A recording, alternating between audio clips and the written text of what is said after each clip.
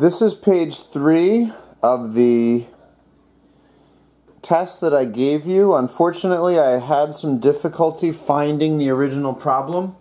I finally did, but the point of this was just we had this ridiculous problem at the beginning of the year that included moles, which you hadn't learned about yet. This was back when we were learning about nuclear chemistry.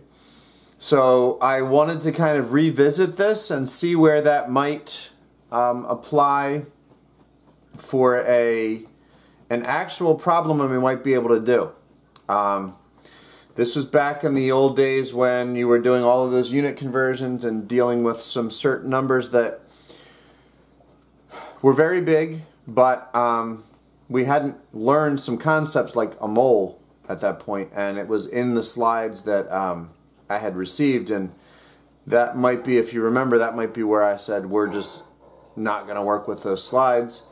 I was going to make my own slides, and as time goes on, has gone on, I've worked to hopefully at least get some of those slides working. So you can hear my dog breathing very heavily in the background. So the minimum amount of water that would be required with initial temperature of 20 degrees Celsius, how much would be required to absorb the heat from this problem and not actually come to a boil? So we have a certain amount of water, has to absorb a nuclear reaction in this case. Now we're talking about 1 mole of uranium-235. This is going to be a ridiculous amount of energy. I just wanted to kind of revisit this problem. Not in any way is this going to be required for you to be accountable for, at least not in Chemistry 1 and Accelerated. Accelerated Chemistry possibly. Physics as you get more advanced, definitely. Because we're dealing with a nuclear reaction here. This is one way we make heat. Now in this one they give you a little bit of a break because we're dealing with 1 mole of uranium-235, 6.02 times 10 to the 23rd uranium-25 atoms, which in our case would be 235 grams of uranium-235. If you remember your isotopes, we have uranium-238, which is fairly stable. We have uranium-235, which is fairly unstable. And what we are going to do is we're going to take that mass of uranium-235 and we're going to get energy from it. When we break the nucleus apart, we're going to get energy released. That energy released is the binding energy of uranium-235. So in this particular case, again, it was just a ridiculous problem at the beginning of the year. I want to do something with it now. None of this is actually required for you to understand, but we did see it at one point, and everything we've seen, I want to revisit it. So we have to figure out the mass defect. The mass defect is when this uranium atom breaks, energy is going to be released. We have energy that we would expect to find that's missing. So in this particular case, we need to add up the mass of our protons, and each proton weighs approximately 1.00728 atomic mass units, if you remember these numbers. Every neutron weighs 1.00867 atomic mass units. And then we're going to subtract from that the observed mass of uranium-235. What is that amount? If I add this and subtract my number of atomic mass units, I end up getting this as my mass defect per atom, which I would then convert. Now again, this is not a conversion we've seen before, but when we're doing all of our ridiculous conversions, 1 kilogram of any substance weighs the equivalent of 6.02214 times 10 to the 26 atomic mass units. So, if you really think about that, right, 1 gram of any substance, right, the gram molar mass, in this case we're talking about protons where 1 atomic mass unit it's very close to 1. So the mass of 1 mole of of protons would be about 1 gram, and then 1 gram would be 6.022 times 10 to the 23rd protons. So I'm actually, and then 1 kilogram is 3 times that, which is, I'm sorry, 1,000 times that, which is why we get the 10 to the 26. So how many grams would be, how many, so I'm taking my atomic mass units, I'm converting it into kilograms, basically, is what I want to do there. I was just showing you a little bit of the background, I guess. Again, this is very, very much about just dealing with a ridiculously large number. So that's how many kilograms of matter I have in that particular case. Now, this is where we revisit Einstein's law, E equals mc squared. So I'm taking my mass, I'm taking my meters and meters per second, that's the speed of light. I'm squaring it. What you need to know is kilogram times meter squared per second squared is the same as a joule. That is my energy that I'm going to get out. It's my energy per unit mass. That's a joule. Okay. Again, this was on the slide. I didn't expect you to know any of this at that time, and now it's not a requirement to know, but just to see how this works, I'm taking my mass of my mass defect, I'm sorry, which I have in kilograms now. I'm multiplying it by speed of light squared, c squared, and I get how many joules of energy.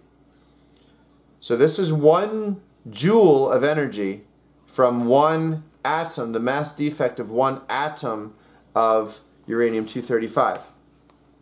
I take that joule for 1 atom, I multiply it by the number of atoms in 1 mole. I take those number of joules and I convert them to kilojoules, just for convenience sake, and I get 1.6762 times 10 to the 11th kilojoules per mole. That is a ridiculous amount of energy. Now, could I convert that? That is the energy that's being released from 1 mole of uranium-235, or the binding energy of 1 mole of uranium-235 atoms. Now, can I take that energy and do something with it? Well, my question was, would I be able to absorb that heat? What is the volume of water I would need to absorb that heat? Or the mass of water I would need to absorb that heat. So I could now just do a good old specific heat problem. That's maybe where we should have gone at the beginning of the year. Now you maybe have a slightly better idea of what's going on. I mean, in that problem it had moles. We didn't talk about moles until fairly recently, or at least the second half of the year. So now it's a specific heat problem.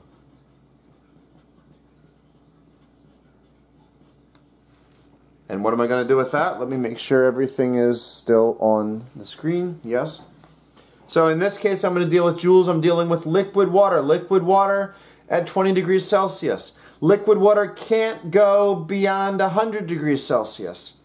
So my temperature change, the maximum temperature change is going to be 80 degrees. So I have this number, I'm going to have to turn it back into joules, which means it's going to be we'll say 1.67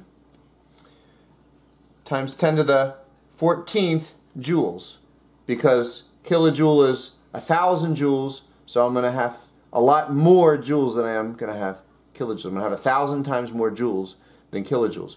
So that's my energy going in. I don't know the mass. That's what I'm trying to solve. I know my C value,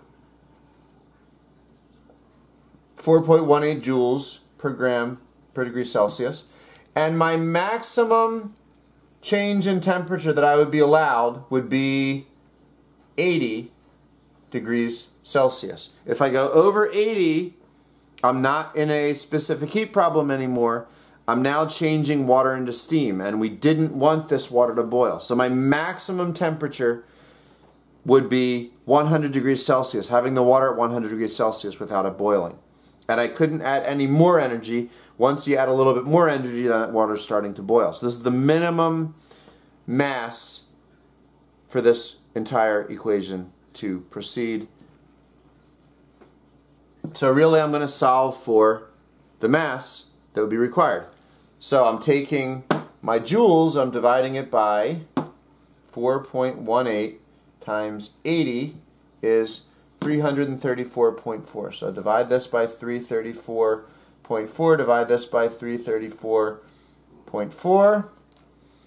I get 1.67 times 10 to the 14th divided by 334.4. That's going to be my mass.